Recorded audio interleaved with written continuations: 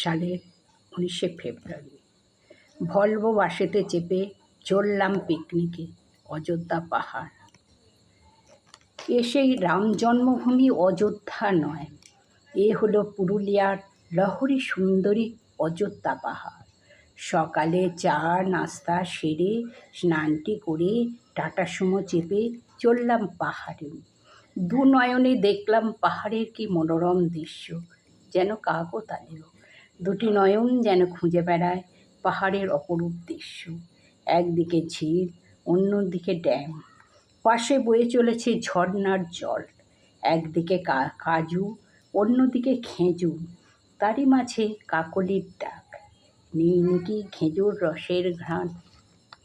বিষণ্ণ আলোর এই অযোধ্যা 3 ঘন্টা সুমো চেপে পৌঁছালাম পাহাড়ের চূড়ায়।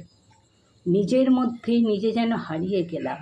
একদিকে রাম মন্দির, কিছুটা নামতে হনুমানজির মন্দির, সেখানেও দেখি জনবসতি। পর্যটকদের মধ্যে বেচা কেনার মাধ্যমে চলে তাদের জীবিকা। এ যেন খাদ্য খাদকের সম্পর্ক।